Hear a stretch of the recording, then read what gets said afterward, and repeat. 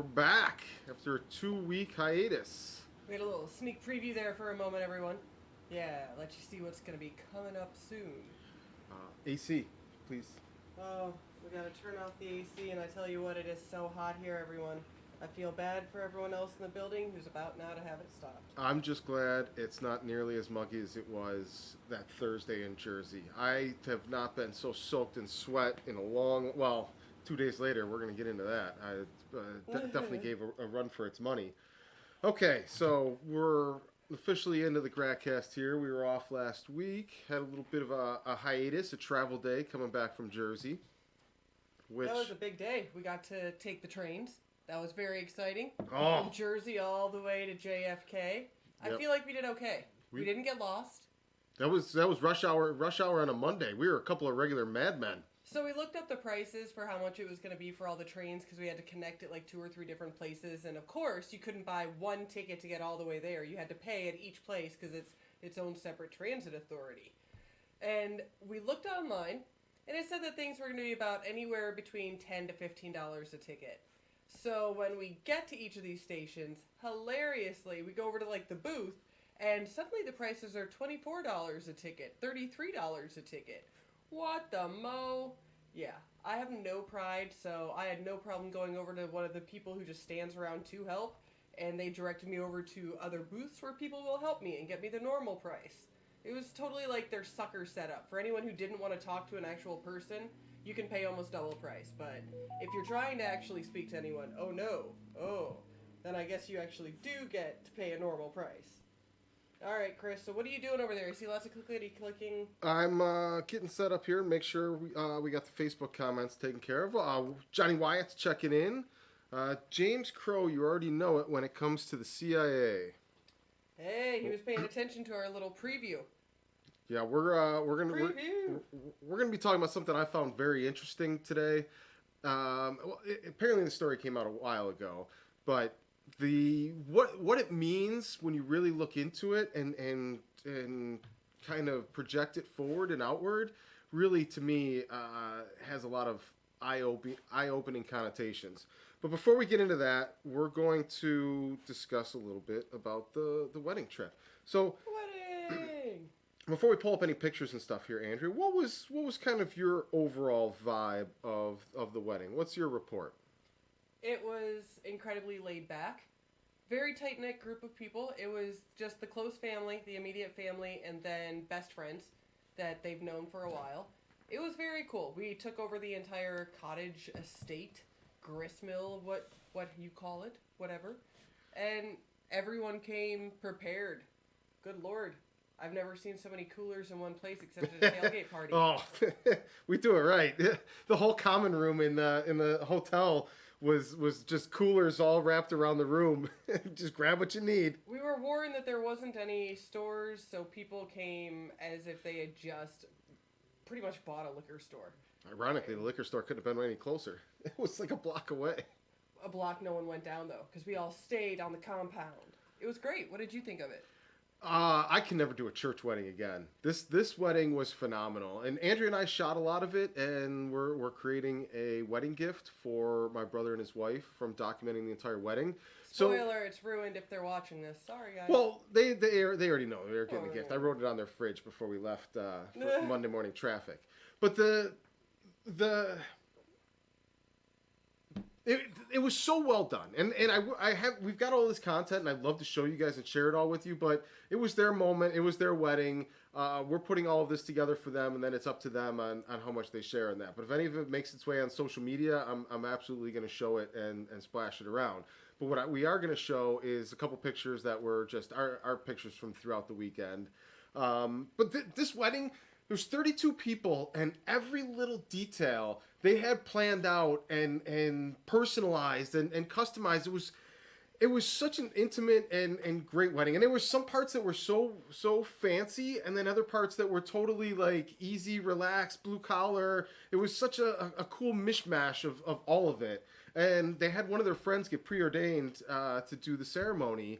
And this dude knocked it out of the park. It was the best ceremony I've ever had. It had tears, it had laughter, it tugged at your heartstrings, and the shit was over in 5 minutes. Like, that's the best part. Everybody back to the bar.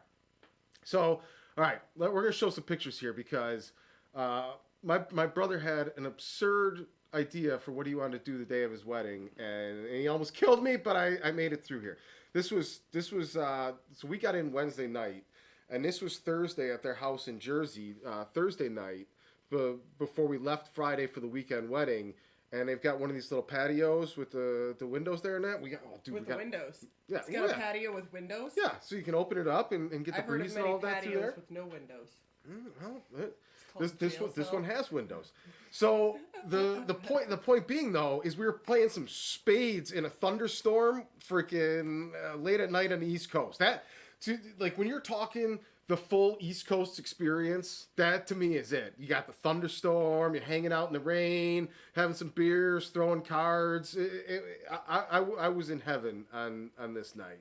Yes, he was. So then this was our road to the wedding this Friday afternoon when we headed out there. We stopped to take a picture. It's Andrea and I in the back in case you don't recognize us. We tried to hide, and then they told us that we shouldn't hide because it seemed like it was more appropriate to have it be a solo picture. The dude with the bow tie, that's my brother. With the bow tie. And the lady on his left or right, depending on your orientation, that is his new wife. And so we may or may not have pulled off to the side of the road to do a quick little glass of champagne here, but we're wild and crazy folks. So this is when we first arrived, and they've got the whole layout and all of that in the background. And after this is where it kind of goes off the rails for me on the picture front. So those are the sentimental pictures. Now let's get into the real story that I actually want to tell here. So Saturday morning, day of the wedding, my brother's like, we're gonna do a dude hike with all the dudes that are here, because so he had the wedding party. I just realized only one guy in there has no facial hair. You all have various stages. Oh, it was a total beard party. Except for the officiant. So so Saturday morning we leave to go on this dude hike, and I totally forgot where I was going with all of that, but the bachelor party. Yeah. Oh yeah. Okay. My bad. I remember where we're going now. So Friday night it was the wedding party. Just so 16 of the 32 people that were there for the weekend were there Friday night and Saturday morning, and then everybody else arrived in the afternoon. So us 5 were the only dudes with the wedding party that went on the dude hike. And here I'm thinking, oh, okay, my brother likes to run. These guys are, highly endurant and jogging dudes. But they're like, oh, but this time we're going to climb an uphill thing. I'm like, all right, well, I can chug along like a dinosaur on an uphill path easier than I could keep up with these fucking deer as they're running nonstop along some hiker trail or whatever. But no, that's not what they had in mind. So these jackasses had a phrase that they kept shouting as we were going up this goddamn mountain. And it was a freaking mountain. It wasn't a hill. It wasn't a trail. It was a mountain. And their phrase was, run the runnables. Run the runnables, guys. Run the runnables. So any spot that was like smooth or there wasn't rocks, they took off like freaking deer. And here I am slowly trying to clumber up this freaking hill. I thought I was going to take a bunch of video, get some cool stuff with the whole group on this trip. And I was fucking Johnny Lumbersome by himself the entire time. Look, this is like some of the easier terrain that we were going on here. Go to another picture. They got a couple bird's eye snapshots of me trying. This is on the way back down. But this is the precarious shit we're going up and down. If you realize, I'm rocking a polo. I was totally unprepared for this type of shit. And then on top of that, I'm rocking the damn Cali deck shoes up this hill because nobody said bring hiking shoes. They're all in their little New Balance. Oh, we got the New Balance freaking mountain climber shoes. So we're going up this whole damn thing. I don't know if you can see on the tree there, but the trail is marked on the trees here and there. So you got to kind of find your way up the freaking up the mountain. And God, they're gone. Woo! We're gone. So now I'm just feeling my way up there. And I don't even know where the top is. Like, these people be coming down on their way back down. You can go to the next one. And I'm like, oh, how long to the top? One person would say, oh, 20 more minutes. The other person would say, half hour or so. Yeah. Oh, dude, there was some brutal sections through here. And so freaking at one point I passed these two dudes. I'm like, hey guys, how long to the top? And they're like, it's about another 20 to 25 minutes or so, but it's about to get real bad for you, buddy. I'm like, oh, Jesus Christ, what the hell else is there going to be in store for this? It just kept getting... Luckily, I didn't have to worry about rattlesnakes on any of these freaking rocks, but I kept thinking about it the whole time. I'm like, oh, it's a freaking rattlesnake's den waiting to happen. So then I get up there, and I don't know, I got to be close to the summit, but not totally at the summit, and these two really big women are coming down the hill the other way. And now it's like, Jesus, if these two are coming back from the top, I got to at least finish this journey out. I can't... How did they look, though? Did they look like they were beat? Like it had whooped their butts? They look like it could have been taking them a while, but they did it. Like they leisurely walked up Here's the other best part about this shit. These guys, dude, this could be an easy one. Well, let's leave the water bottles in the car so we don't have to carry stuff. Yeah, so no fluids the whole way up and back. So... I'm very surprised you agreed to that. I didn't know until I was halfway up the hill, and I'm like... We don't even walk to the park, which is a quarter mile from our house. This got steadily more drastic, and before I knew it, I'm like literally climbing up freaking rocks to get up this hill. And then the whole way back, we're all comparing steps, and so it was like 16,000 steps to the top and bottom of this thing. And they're all like, oh, that's not too bad. It's about what I did the other, not this incline, but that's what I do on the steps. And I'm showing them my steps. 478, freaking 287, 1300, and they're just laughing. How do you get through a day on 1300? One of them's 48 steps. I'm like, they're like, what happened that day? Were you sick? I'm like, no, I went from the bed to the couch to the bed. Yeah, I think James Crow's being a little nice to you. He's saying you're pure badass. Dude. After that, I think he's just pure lazy Deck shoes and polo shirts, conquering this freaking mountain. You're goddamn right I was badass. Oh, and someone else noticed that it was Friday night when you were helping with the show. So you were doing that at the wedding party, too. Yeah, I was sitting around the fire. That's why I was so pissed off at the fire Friday. It made me stop drinking because the State of Mind show was getting all messed up and things weren't right for everybody. So it completely ruined my buzz at the bonfire, and I had to call it in. And yeah, that was right after the rehearsal dinner. Yeah, that's why I wasn't allowed to check on the show Saturday. Stung by a mosquito. I wasn't allowed to check on the show Saturday because people didn't want me to get distracted and get all caught up on it on the wedding night, so I couldn't do that. Well, that's a good idea. This picture was taken on the way back down after they kind of caught back up to me, heading back down the hill. They look refreshed. Yeah. You look a shade of I could puke. These guys, yeah, these dudes are all good to go. Run the runnables. Freaking, if I ever hear that again in my entire life. All right, so we can take that down. But so the entire wedding went great. It was amazing. But like I'm like old man guy trying to not go downstairs and stuff. I couldn't bend my knee. My other knee was twisted. It was old man. Oh, it was brutal. It was kind of funny because he's the older brother. He is the oldest of the kids.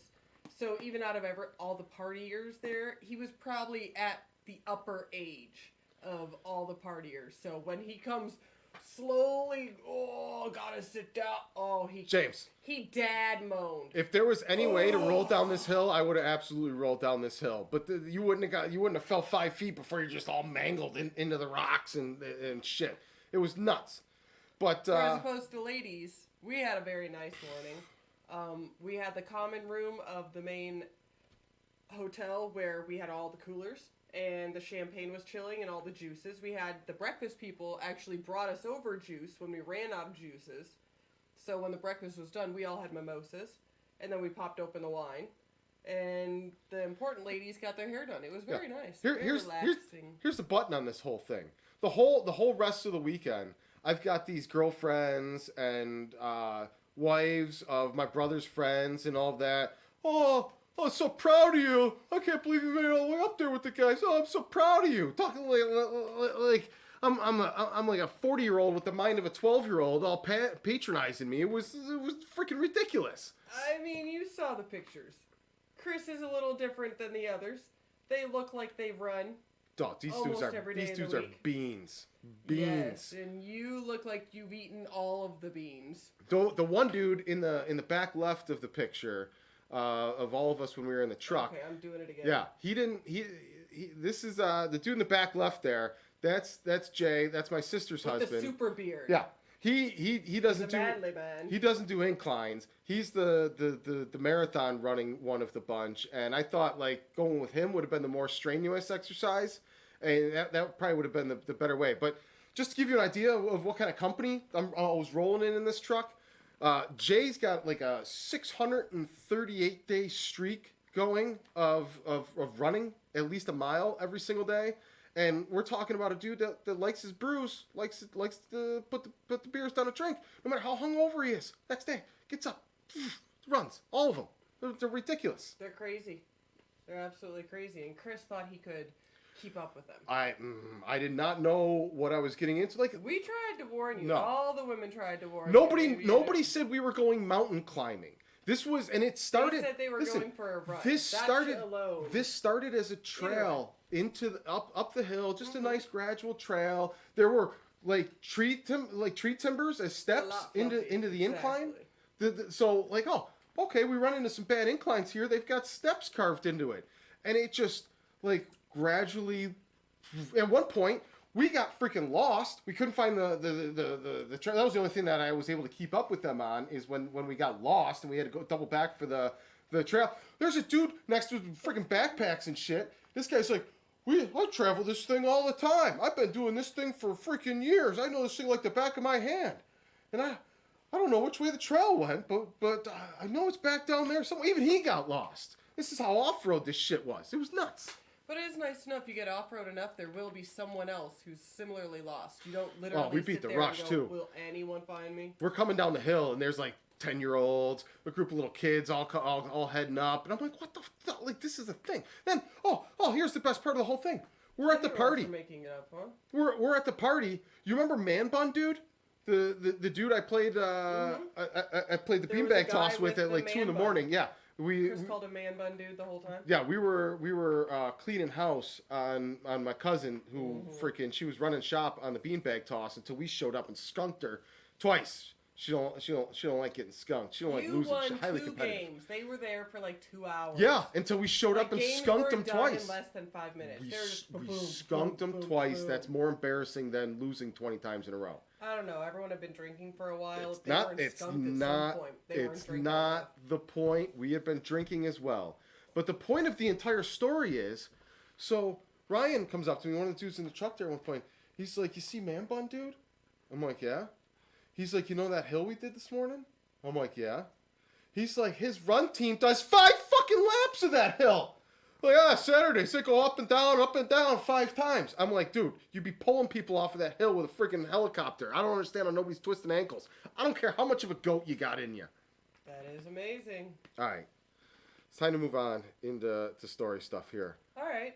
I just came off the hill. I'm freaking pouring water. Yeah, you are. Okay, Chris, what would you like to discuss now? Well, we've got to discuss. It's September. It's a new month. It's a new topic. And this month's topic is Regulation CF. For those that don't know, a few years ago, the Jobs Act had a law change. And the law change opened up the doors for startup funding, job creation, injection of funds. Why is it no matter how much I turn off notifications, my notifications still make notification noises? It's crazy. I got like 3 different layers of notifications turned off. But so Regulation CF is the change of the Jobs Act that injected more money into small businesses and startups to try to create more jobs. And to a large part, a lot of people aren't even aware that it happened, and it hasn't been fully utilized to its full potential yet. Isn't that how most laws are, though? Yeah, like anything that benefits normal people, you don't usually get to know about it until 20 years later when they're like, "Oh, you should have totally taken advantage of it because we had it, but then we took it away because no one used it." Well, because they don't tell anyone. It actually passed in 2013, and it took 3, maybe even as early as 2011, it might have passed. But it took them 3 to 5 years to set up the infrastructure and the regulation body around all of it to work properly. Okay. But so what in large part it does is it allows a corporation or an LLC at the startup stage, in its first couple years of existence to run regulated public offerings through a third-party entity that's regulated with the SEC, the Security and Exchanges Commission. Okay. And through that, anybody can invest as little as $100. I think even some sites allow as little as $50 into investment that anyone has the freedom to do. It basically created a new regulated penny stock market for small businesses to take in investment funds in small amounts from the everyday American. Now, previous to this, the only people that could invest in startups or private entity companies that haven't gone public yet were accredited investors. What an accredited investor is somebody that makes over $250,000 a year. And the reason that was done, they say it was done to protect the little people, because us people that don't make gobs and gobs of money, we're all morons that need to be protected from ourselves. So the law regulated it that only rich people could invest in opportunities that were going to return high reward, high risk investments on all of these things. So Facebook, the people that made millions and millions of dollars off of Facebook were the people that had shares in Facebook before Facebook went public. But it was illegal for you and I to get shares. Oh, yep, Jackson Pollock, we're going to get into it, Beth. But it was illegal for you and I to buy any shares in Facebook before it went public, and the huge return opportunity had already passed by.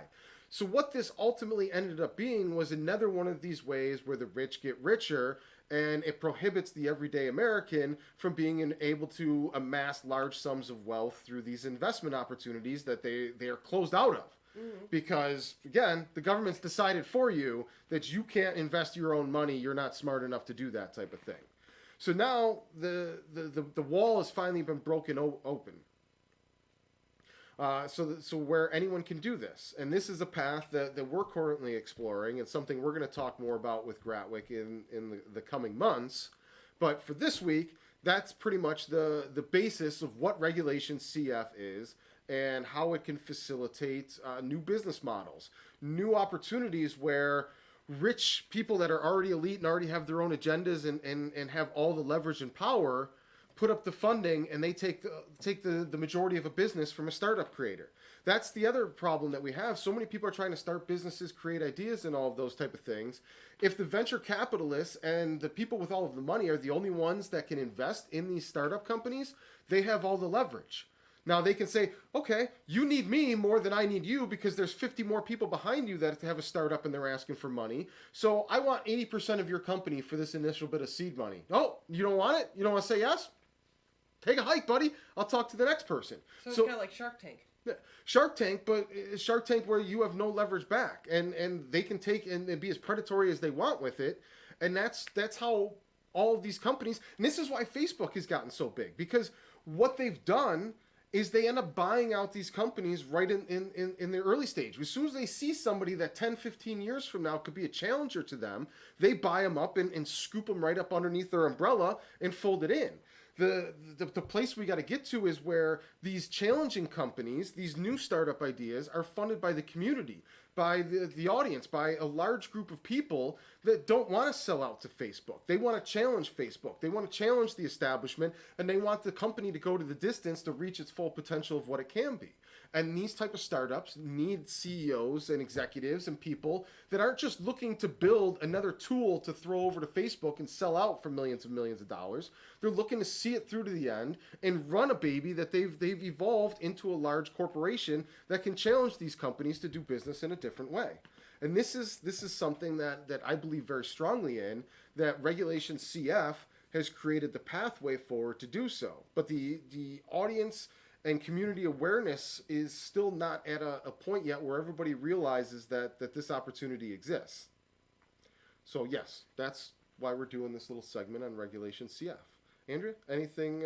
Any questions on the Regulation CF? Anything from the chat that we should address on that? So they're saying like any company can. There obviously have to be restrictions on. Well, that's what the third. Like even to apply to be considered to do that. Like, what are some of the things that... So, I decide I want to make an Andrea's going to bake a cake once a year company, and I would like people to invest in my once a year I might bake a cake company. We'll see whose cake it is and how amazing that is. Yeah. So as long as you've created an LLC or a corporation, you go to one of these platforms like Start Engine, and you'll have to have your books in order. Believe me, So you have to have books. I can't just make it up and then just decide I'm going straight to the mat with it. Where I'm like, I have done nothing. You've got to be a legally operating business entity. So in order to check that box off, yeah, you got to have books.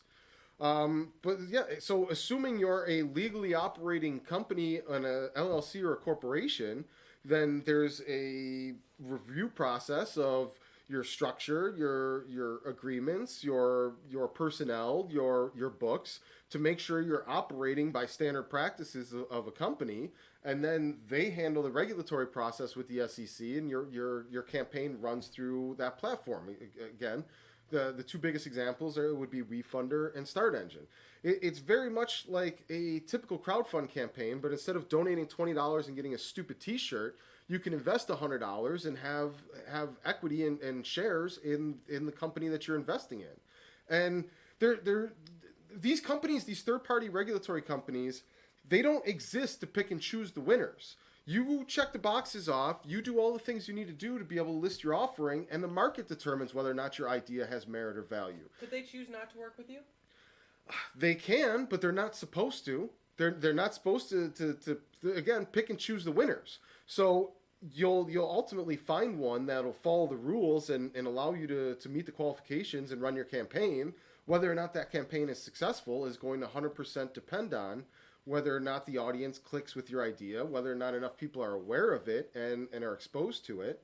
But it's a better opportunity than having to find rich people, especially if you're somebody that comes from, like, I don't know, a blue collar place like Buffalo. We don't travel in elite circles. Like, I don't even know if the mayor makes $250,000 a year.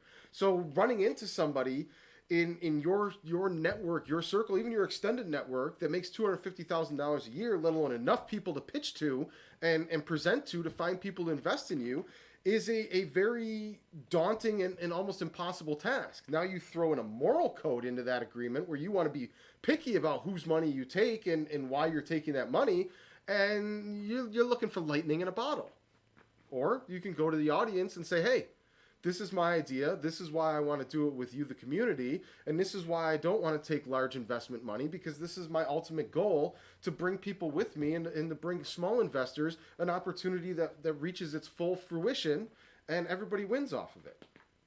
But just devil's advocate world. Someone wouldn't expect could, anything less. There we go. Someone could decide that they want to own more than half of your company, couldn't they? I mean, you could have a Wall Street, kind of situation where someone just buys all the shares and now they own 80% of the company, because you might have the money, but they now have all the shares. Like that one day, they just buy them all. No, you don't. You don't put you don't have an unlimited amount of shares that are made available. You're setting the terms of the offering and deciding how much of your company you want to sell for how much stake in the company that you want. So I don't know, one of the levels that you can run the Start Engine campaign is that there's a $100,000 level where you can raise up to $100,000. Then the next level is you can raise up to $1 million, and then the level after that is you can do a Series A offering where you can raise up to $50 million. So if you're trying to raise $100,000 and you offer up 60% of your company to raise that $100,000, well, you're the idiot that gave far too much equity for what you're trying to raise and completely devalued your company out of the get-go. Anyone with half a bit of knowledge on equity and ratios is going to look at that and say that's a bad investment. But, like, I don't know, you offer up 100,000 shares as 2% or 1% of the company for the first $100,000 and make it like $1 per share, and that's more meaning you put it up for however many shares you think there are equivalent to $100,000, and let's say big bad copycat company decides, fine, I like what you're doing, I'm gonna own you, I'll buy them all. So you got your 100,000, but they don't own all of you. It doesn't work that way. So you go to your next round of $1 million. No. They go, I want to own more. Gobble it up.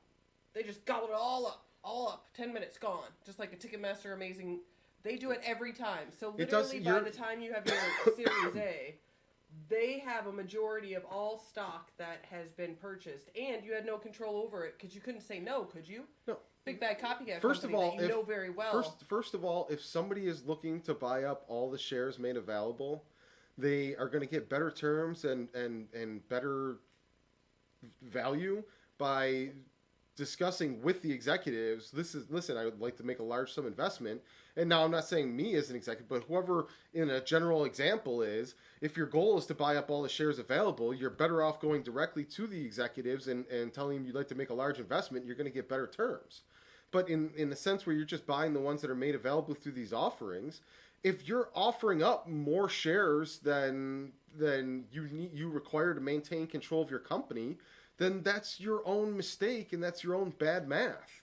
So, all right. Yeah, and there's, I mean, without getting into the weeds on this type of thing, there's a lot of different structures and formats that can be done where you can make sure that the founder still holds the majority interest in a company.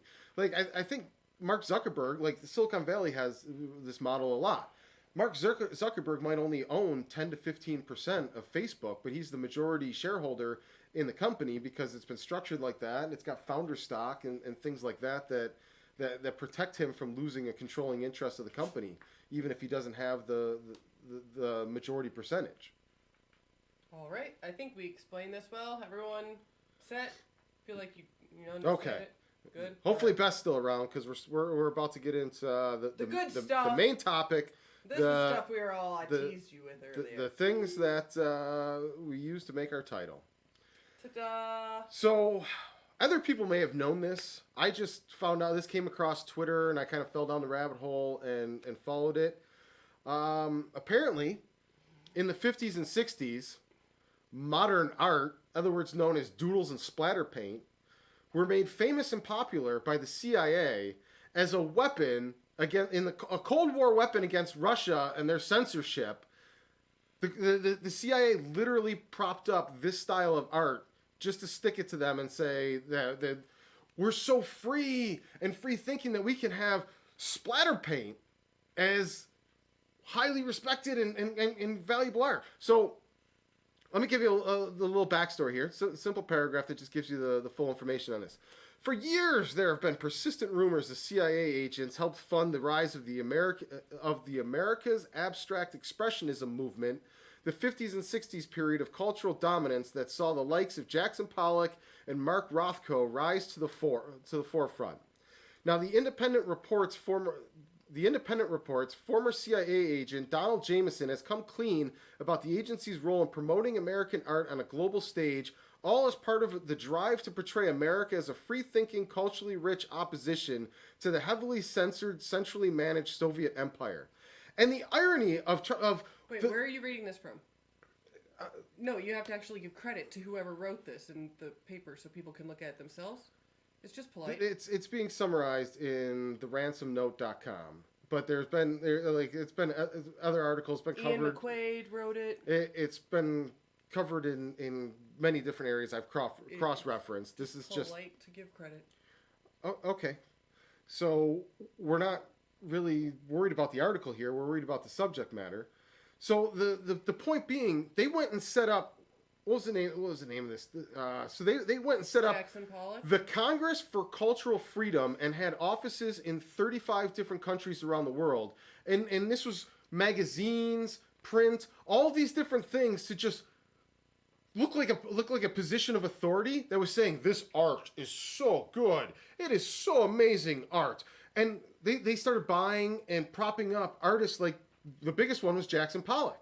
And now these artists, because again, the CIA knew that most artists are left-leaning and they're anti-establishment, don't like working with the government, don't want to look like a sellout. So these artists didn't even know their entire careers existed because through 3 levels and 3 layers of buffering, the CIA was buying up all of their art. It was buying it up, raising the prices of it, talking about it, that it's the greatest, coolest thing ever, and making these people out to be folk heroes. Oh, we all like Jackson Pollock. Why do we like Jackson Pollock? Because we were told to like Jackson Pollock. Who told us to like Jackson Pollock? The CIA. And if they can do that with fucking splatter art, woo, throwing it at the wall, let's see what sticks, it's freaking art. If they can do that with that, what else can they tell us that, hey, guys, this is cool now. Didn't you know that? We put a whole freaking skeleton crew of phony front corporations to say this stuff's cool. So you guys will think it's cool because it's been stamped with the authority, with the, what do they call it? An authorized voice, or there's some, course, James. There's some sort of term for it where when the establishment gives its approval. It's basically been blessed by mainstream establishment, so now it's legitimate, it's cool. Like when a movie comes out, if nobody hears about the movie and they don't see it in all the big places where you see your movies, you assume that movie sucks. You assume that movie's a piece of crap. But the only difference between this movie and that movie that you're seeing all over the place is whoever owns this movie has the money to put it in your face all over the place and tell you it's cool. It's going to be great. It's going to be the next big movie. So they were the first marketing and advertising company, pretty much. Well, this gets into a bigger umbrella. It gets into Operation Mockingbird, where freaking, again, another conspiracy theory that's been exposed as a legitimate government program was to infiltrate through the CIA members into the media. And through that, the goal was to ultimately climb the ranks and control the entire media. What happens? What gets put out? What gets the attention focused on it? All of these different things. Some people call it the 4 a.m. talking points, where the powers that be issue the talking points for the week, and these are the things that are going to get discussed. And people think that stuff's crazy. It's crazy. But every time you start looking around, you do a little research, you dig under the stuff, you find out people's entire careers were propped up by front organizations for an alternate agenda. I don't know Jackson Pollock. I don't know if he's even still alive or some of these other artists are still alive. But I couldn't imagine.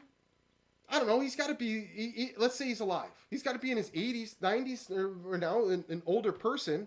Can you imagine finding out your entire career, the entire reason your art was popular, and you created a counter movement in the art industry because of your geniusness with splattering paint, was all because the government, the CIA, used you as a tool, and they just bought your shit to create a false perception that you're cool because it was the complete antithesis to Russia's stuffy, I don't know, freaking Berlin Square freaking shit. Or what, freaking whatever the hell the square is called. Hit me with the square, dear. I don't even know what you're talking about at this point. You just totally... Moscow. Whatever the square is in Moscow. Square? No, where their headquarters is. Like they're Washington D.C. They've got a square of some sorts. In Moscow. Let's stick with the fact that we're all awful about knowing Russian. Okay, geography. well, yeah, our Russian geography is absolutely terrible. Hopefully, Wyatt, James Crow, Beth, someone will chime in with what the Russian square is. It's freaking driving me nuts because it's right at the tip of my tongue. But dude, I am soaked in this episode, man. It's like a 3-round fight we got going on for Gratcast today. Oh, I made it a long one, dude. You dove into the hair stuff. All right, so yeah, moving on.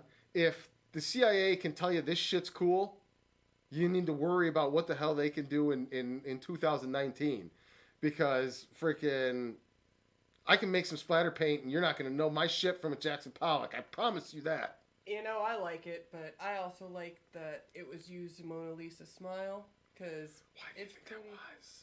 Because it's freaking pretty. Because they pushed an agenda to make you think it's cool. It is pretty. You were told to think it's pretty. Yes, because you know me. I listen to what I'm told to think. You're called the sheriff for a reason. You worry about the rules. rules. I don't listen to Even when nobody is around to enforce the rules, you're always there to make sure the rules are enforced. You are literally the establishment. So yes, it does not surprise me. Red Square, there it is. Thank you, James Crow. I knew somebody'd have our back. But yeah, you're literally the person we're talking about when we're talking about the CIA made this cool, and you're over here. I think it's cool. I'm allowed to actually think art is cool. Sure. Yes. All You're right. supposed to think art is cool. Let's You're an artist. let's move All on. art Let's is move on cool. to the next set of commie bastards. Oh, you're crazy, man. Freaking Hong Kong. This shit's nuts. Absolutely nuts. So, we're gonna go ahead here and Okay, I have a brief before you get into yours. I have something cool that's coming out of the Hong Kong situation. So today, if you're talking about the ingenious way they're taking out smoke bombs. I am talking about the ingenious app that is being used now because China and Hong Kong are trying to stop the internet from being used so that they can't all text each other, so they can't actually coordinate everything. So there is this amazing app, brand new freaking app called Bridgeify. So it's the word bridge and then FY at the end.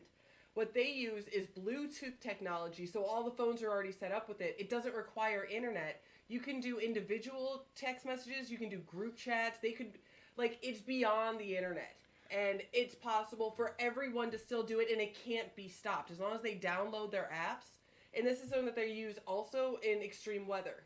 Like right now where we're having the hurricane going on, and the internet's starting to be spotty and everything, people all around down there could get this app, and then they would still be able to, as long as you can Bluetooth up to 300 meters from anyone else, and it bounces off everyone's Bluetooth. So it could literally keep traveling all across the world. As I say, they are like Nikola Tesla, but better because they actually got it out there instead of letting someone else just buy it and bog it down.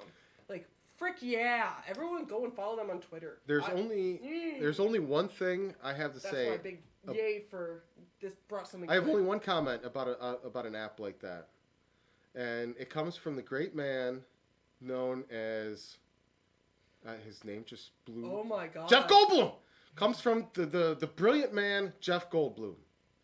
Life finds a way. Who wrote that line for him? What book is that from? Jesus, it's from Jurassic. You cannot give a line to someone else when you are just plagiarizing It's from Jurassic Park. It's from Jurassic Park. Jeff Goldblum said it. That's all that matters for a MAME reference. Now, the point I'm trying to make here also doubles over to so they're starting to hit these folks with smoke bombs. And I don't know if you've seen it on YouTube or not, but there's this sweet, ingenious way they're taking out smoke bombs. They've got teams ready to strike. When a smoke bomb hits the ground, they got somebody that comes in with a traffic cone. They put the traffic cone over the smoke bomb. Then two other people come in, and they each dump a bottle of water down the traffic cone, and it puts the freaking smoke bomb out. Then the smoke bomb's completely wiped out, and then they're taking a smoke bomb and throwing it back at them. Awesome. Again, life finds a way. It's freaking great. So no matter how hard you try to stand up for yourselves, the other side's going to squeeze twice as hard. Put this headline up, dear. This is from Breitbart. I know some people don't like Breitbart, but this has been confirmed a couple different cross sites. You can Google it, find it out for yourself. This shit's going on. China's starting to strip custody from parents of kids that get arrested protesting this stuff. And these friggin' people are completely indiscriminate on who they're arresting, who they're beating up, who they're attacking. They're just mauling folks out there now. All right, I'm going to read you just a brief part of this. This would be the title of it, though, everyone. On Monday, the first day of school in the autonomous region, thousands boycotted classes in universities and secondary schools to demand the Communist Party-controlled government address their demands. After 13 weeks of protest, those calling for greater civic and political freedoms in Hong Kong have pivoted towards demonstration tactics and make it difficult for the government to carry on normally without addressing the protesters. So, in response, Hong Kong has deployed police to violently attack those taking to the streets or any bystander unfortunate enough to be in the vicinity of a protest. This weekend, police reportedly stormed mass transit rail stations and began beating people sitting in trains without regard for evidence that would either link them to the protest movement or identify them as a passerby. Police then banned medical workers from entering the train stations to administer first aid to those they assaulted, triggering a protest by Hong Kong's healthcare workers. Do you want to know how you make more people protest? This is how you make more people protest. You go beat up the protesters. You go and then squeeze harder. That's how more people come out into the streets, and you make this bigger and bigger. Like, how much history do we have to go down and follow and repeat before the establishment realizes where they screw themselves? When you squeeze too hard, rebellions form. Don't you watch fucking Star Wars, for Christ's sake? This is what creates rebellions. Squeezing too hard, where people that don't want to protest, they just want to go on with their life and not be fucked with, are driven so hard to walk out of their doors, get in line, and form thousands and thousands and millions of people. They went across the entire island of Hong Kong holding hands. Not smashing windows, not attacking shit, just holding hands. Saying, dude, we just want to be left alone under the terms that Hong Kong was given to China. That we would be a democracy. That these officers are not afraid. Like, look at that picture. I'm going to take this down for a second. Look at that crowd. Now, where do you think... If there's 20 police officers trying to rule that, really? You think that you should be allowed to rule that many people? They should be worried about being trampled, about being stoned to death. And the fact that the crowds haven't done that, that is huge restraint, especially after the violence that the police are showing. When the establishment has to use indiscriminate violence to maintain its power, you're done. It might take another 5 years, it might take another 10 years. You can run somebody over with a tank in the 80s, but it's not going to go away. Tomorrow is going to come for you. What's happening with the parents, though? Because that's what... But this is what the whole thing is we're talking about the Hong Kong situation. And this is, like, again, this is how you create more problems. I guess I should be pointing this way. This is how you create more protests. This is how the turnout continues to grow and grow and grow. And these people aren't even being violent in any way, shape, or form. Like they're as passive as can be because they've got the moral high ground. They know if you have to mow us down, if you got to run us over with tanks again to shut us down, you're only going to create more rebellion. You're only going to create more people that join their side and their force. It's just, I don't understand how China doesn't sit there and realize, well, the harder we react to this, the worse it's going to be for us because the more people are going to agree with them, the more people are going to take their sides. Look what you did by beating people in the subway station. Oh, let's block out the medical care. Now you got the medical care people that were just going to keep doing their job and protecting people and wanted to remain neutral through this. Help the cops, help the protesters. Now you made them pick a side. You made them pick a side because freaking you wouldn't even let them do their job. Andrew, explain this to me, because I will lose my freaking mind trying to think about how you can be that high up in a position of power and not realize how your power crumbles away by doing these exact type of things. Because they're that high up that they don't think that they're touchable. And the people who have to actually do it are the ones who are so brainwashed into thinking this is what they have to do that they don't think about it. Kind of like we saw back in the 30s and 40s. It's just...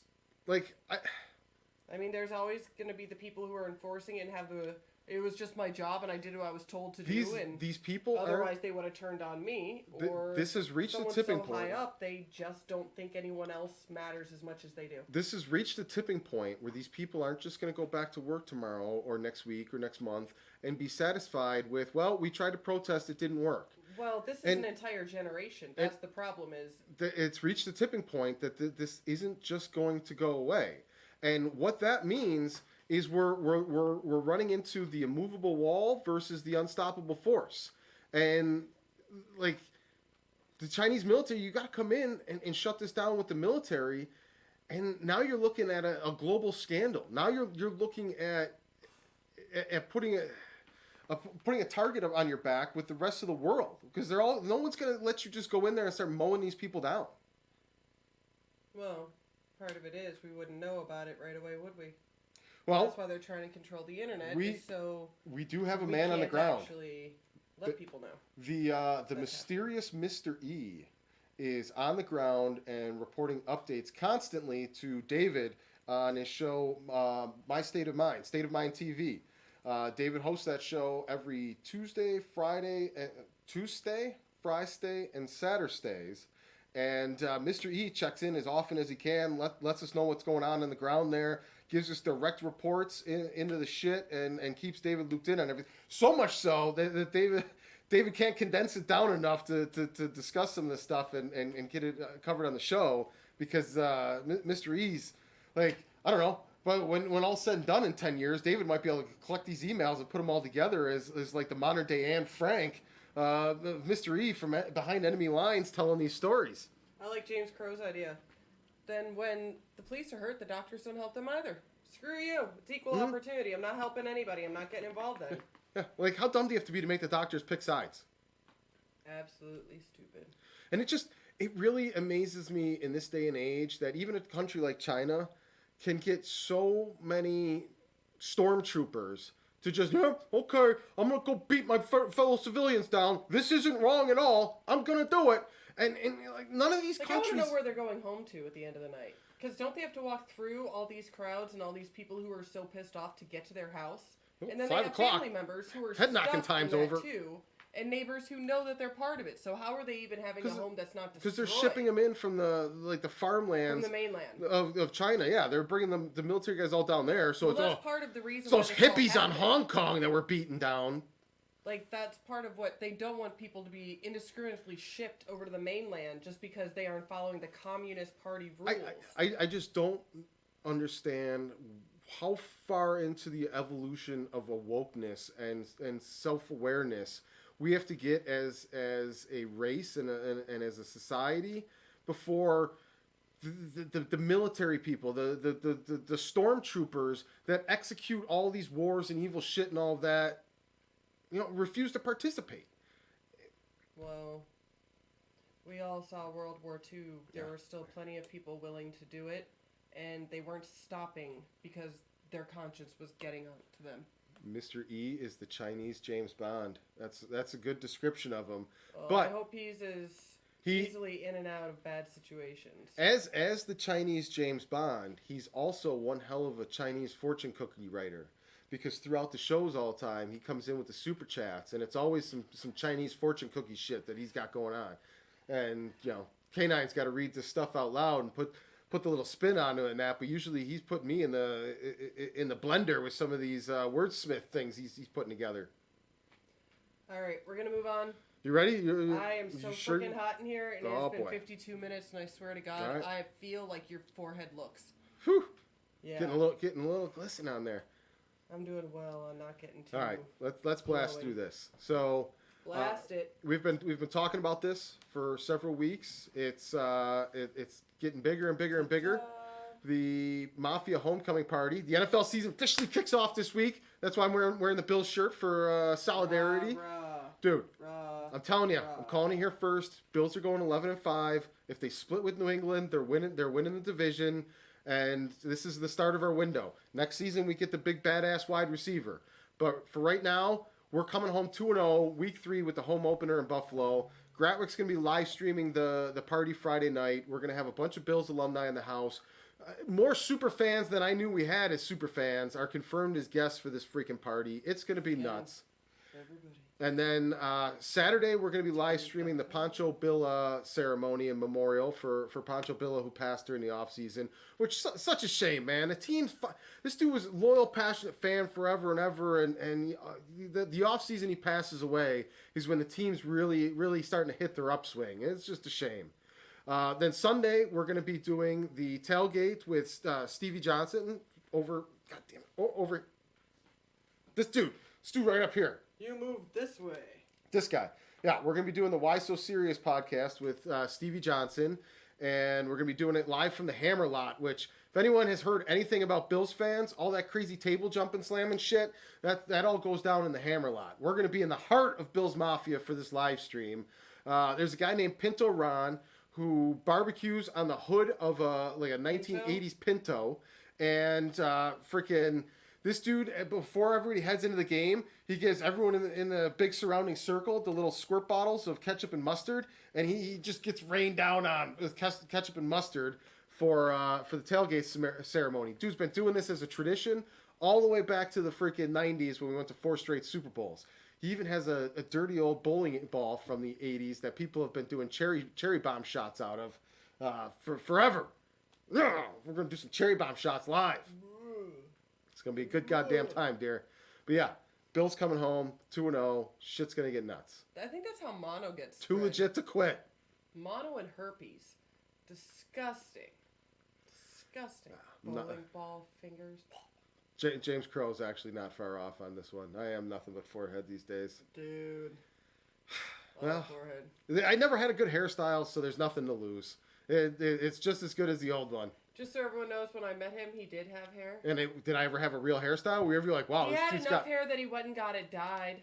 Were you like, wow, this dude's got some sweet hair? He had them put in different shades of blonde so that you could tell the depth of it. No, That's to let you know how much hair he at one point had and how tricked I've been. Hold up. No, men talk about women who they get... They're with for a while, and then she like... No. And they talk about being tricked. No, hold up. No. So, when I was working on Warner... His grandpa had a nice full head of hair. When I was working on the Warner Brothers lot, it was like a small city there. They had everything you needed there, and one of the things they had there was a barber. So, Andrea and I... Wasn't a barber if she does die, baby. Andrea and I were going for a big night out for something at some point in time, and I wanted to get a real nice fancy haircut for once. So I went there and told her, I don't know, do whatever you do with my hair if you were getting me ready for set or whatever with it, and you have free reign. That's what she did. She decided, like, I don't know if you can call it frosted tips, but it was... She's like, do you guys see layer the it. tiny bit of blushing he has right now? Because he knows I'm right. So he totally was doing it. Back in the day, when I used to get my hair cut, wow, what thick hair you've got. You've got such thick hair. Yeah, this is what Hollywood did to me, folks. This is what standing up to the freaking machine did to me. You want to know who's got my goddamn hair? Freaking the establishment freaking took it. They scalped me. All right, well, speaking of scalpings, let's talk about ref ratings. Oh, ref ratings. Rate the refs. So, cold front That's report. what it is, basically, right? You rate the refs? Yes, you can rate the refs. You can rate apparently every single play in it. Eventually, it's going to evolve into a gambling app. But right now, it's home of the Bills Mafia party. They've got yours truly hosting and running the Bills Mafia party. So, install ref ratings. Hang out with us. Party. We're giving away free socks. All sorts of goofy crap throughout the season. We'll have some special guests here and there. This is going to be completely evolving. And yes, James Crow, this is absolutely aerodynamic. So when I'm coming off the bus, about to lay the elbow into a table, in a couple weeks, you're going to know that I'm not hitting any wind resistance. But how hilarious is it that he asked me to shave his head? Like, well, yeah. He barely has hair there anyway, and you can't see it. But he still thinks you got to shave. Because I don't need the old man Captain Picard look. Shave? Oh, on the manly man beardy beard. This is to let people... Oh, that sticks around. This is to let people know... It's growing the way I wanted to. This is to let people know that I still can grow hair. And as you saw by the wedding pictures, beards are in. I would have looked like an asshole if I didn't have a beard. Someone's got to keep Kane on his toes. Yeah. Keep you on your big koala toes. Yeah, that's why we call her Sheriff. Hey. Yeah, let's just start talking about your looks. This is fun. I'm enjoying this. TMI. TMI, dear. There's a line in the sand. You're going full Howard Stern now and talking about way too much personal information. Okay, Mountain Man. What color, if Slayer of Evil is asking what color the dye was, it was like a brownish blonde type of thing because my hair's always basically been white. So they tried to put a little color into it so it looked thicker because that was when my hair was starting to thin out. She's like, oh, they put multiple colors in it. Multiple shades of blonde. Multiple. So she's like, oh, as long as as you layer it with different shades of the color, your hair will look thicker and all of that. Like, sweet, let's do it. I was full hook and sinker. And if we're going to throw people under the bus for going bald, then I have to bring up this story for the gang. I don't know if any of you guys ever watched Hogan Knows Best, but if you can track down the old episodes of Hogan Knows Best, you watch a family get destroyed in real-time TV. It was the saddest, most heartbreaking thing I've ever seen in my entire life. I will tell everybody this till the day I die. The only thing more sadder than this episode of Hogan Knows Best was the fucking two Corys. That shit was soul-crushing watching the two Corys. So, Hogan Knows Best, one of the episodes, the family's like, hey, Hulk, it's your birthday.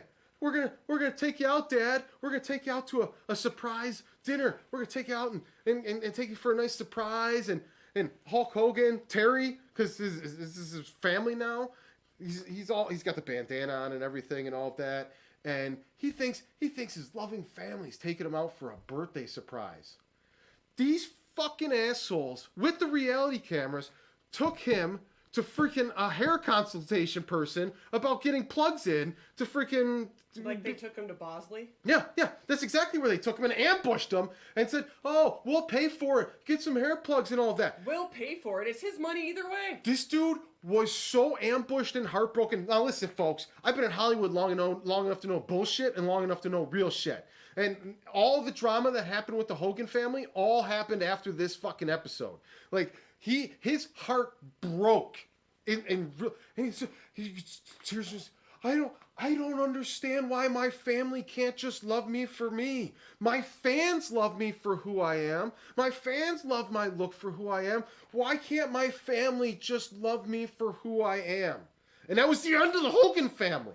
On his birthday, of all things, man. I freaking forever feel bad for that man for that ambush. That was the coldest shit I've ever seen on TV, dear.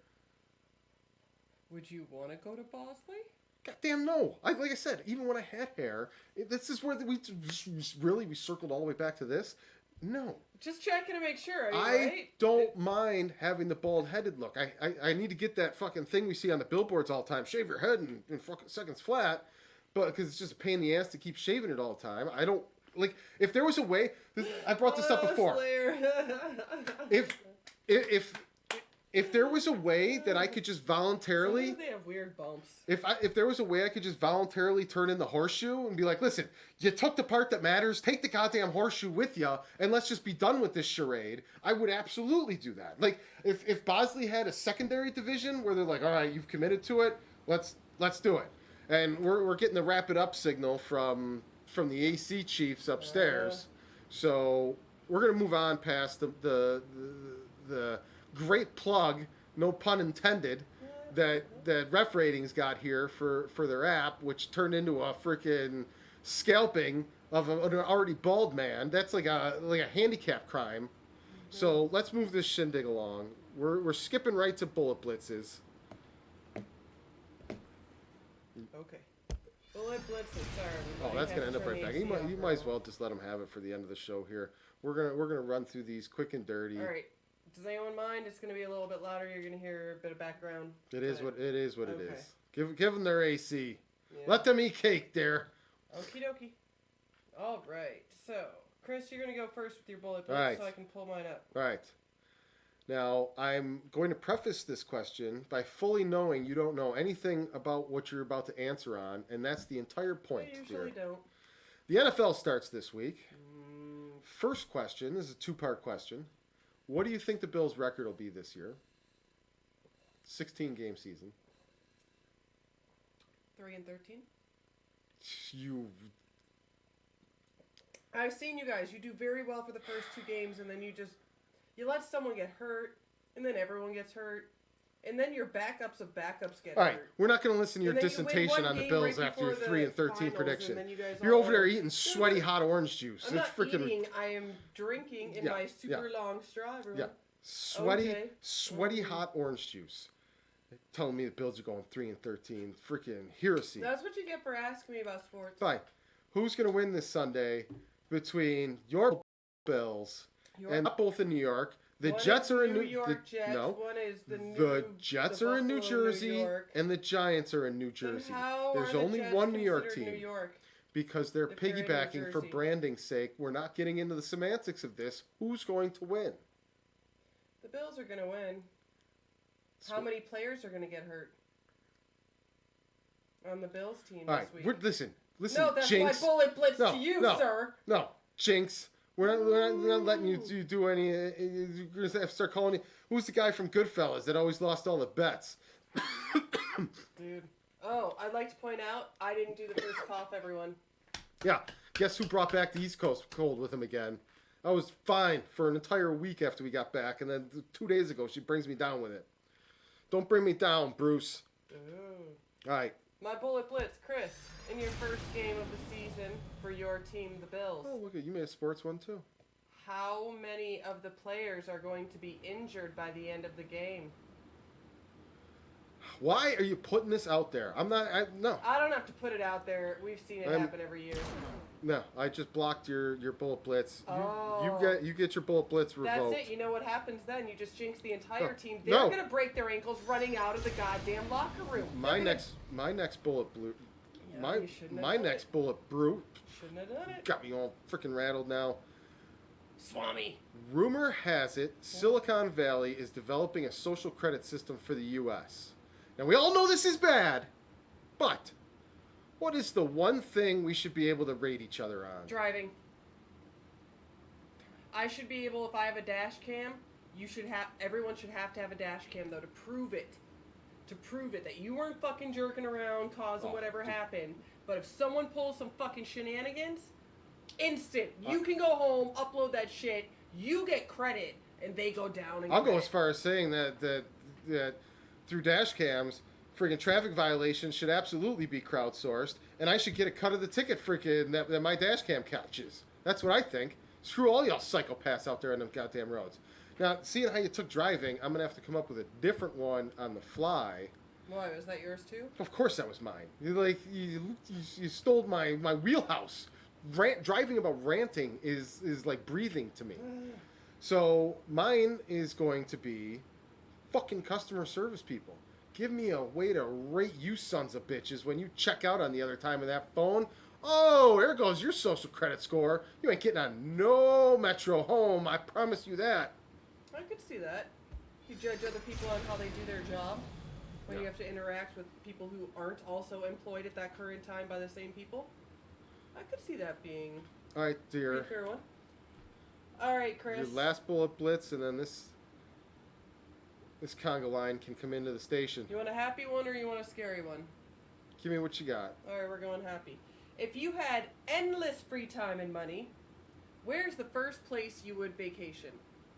So that means I can go to a bunch of vacations afterwards. Oh, yes. But if you can go, if for the rest of your life it can be nonstop vacations, where is the very first place you are going to go? Machu Picchu.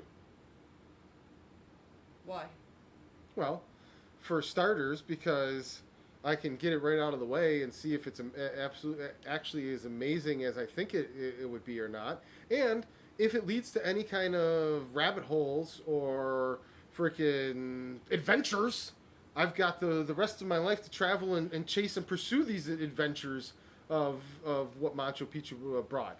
But like totally, if I could do vacations and endless money, I would literally be that guy that worked for the Nazis in freaking Indiana Jones and the Last Crusade that just goes around and finds all stuff. I think there was one in the Temple of Doom too. But like literally the Nazis had a specialist that went around the country or around the world chasing down artifacts and all that type of stuff. I totally do that. You mean the one who kept following Indiana Jones to places and then setting him up so that as Hold soon as up. he got in, he stole the stuff? You want to be that guy? We don't have time to get into this, but he wasn't always following Indiana Jones around because somebody excavated that friggin' place in Egypt before they locked him in with all the snakes. So obviously he was there ahead of time already excavating the right place. And he just showed up and knew where to look in the right place. And in the Temple of Doom, in the end of the Grand Canyon, they excavate that whole temple and everything that they go into there.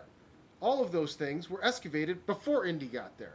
So yeah, the guy's job was to go around and look for lost relics all over the world. I'd be down for that in a heartbeat. Cool. All right. What about you, dear? Where's the first place you'd go? I want to go... I'm boring. I want to go to New Orleans. I want to stay in the Garden District. Oh, that's I want the beautiful house down there. from Yeah. the Mayfair Witches series. Like, that's an actual house. I want to stay there. James Crow says he would go to Versailles, India. I have no idea what's at Versailles, India, but if James Crow wants to go there, I'm intrigued. I bet they have good food. I like Indian food. You know where my second place would be? Where would your second? Tartania. Where's that? Oh, they don't want you to know where Tartania is. I don't want to go there either. There we go. Nobody comes back from Tartania anymore.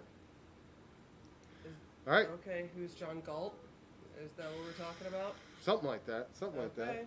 Who is All right. John Galt? The show is over. Show's over, everybody. That's it. Show's over. Everybody go home. Let's. Bye. Thanks, everyone. Get the Happy fuck up out of Labor here Day. and go get in the AC. I hope you all had a good weekend. Safe. Enjoy tonight. Don't forget the cops are out and about looking for everyone. Fuck this shit, I'm out. Fuck this shit, I'm out. Fuck this shit, I'm out. No thanks. Don't mind me. I'ma just grab my stuff and leave. Excuse me, please. Fuck this shit, I'm out. Nope. Fuck this shit, I'm out. Alright then. I don't know what the fuck just happened, but I don't really care. I'ma get the fuck up out of here. Fuck this shit, I'm out.